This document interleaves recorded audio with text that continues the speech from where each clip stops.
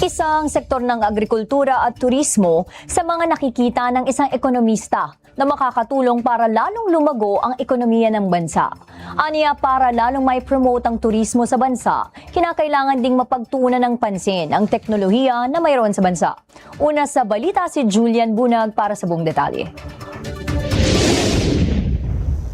Sa naging panayam ng Balitang Konektodo noong 1:12:06 a.m., sinabi ni George Barcelon, Chairman Emeritus ng PCCI, maganda ang maidudulot ng mga reformang ibinaba ni DA Secretary Francisco Chu Laurel Jr., lalo na sa sektor ng agrikultura sa bansa.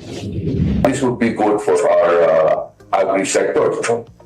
There is a lot of money that we pump in to improve the farm-to-market road, to improve the warehousing, post-harvest, and this would help the economy primarily because a big percentage of the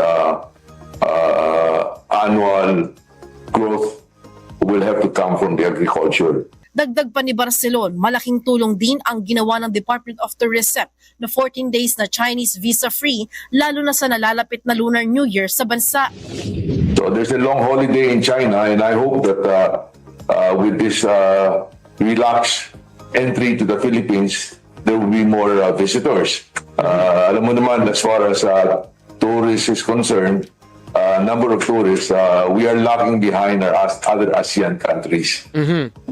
Isa rin anya sa makatutulong para lalong maipromote ang turismo ay ang lalong pagpapalago pa ng teknolohiya na mayroon sa bansa. Dagdag pa ni Barcelon, umaasa siya na ang project increase sa connectivity ng bansa ay magtutuloy-tuloy pa. Sa lumalagong paggamit ng artificial intelligence sa bansa, binigyang diin din ni Barcelon na hindi dapat anya katakutan ng paggamit ng AI, bagkus dapat anyang matutuhan kung papaano ito tamang gamitin. Nauuna sa mga balitang totoo at laging bago, Julian Bunag, Alauna sa Balita ng Congress TV.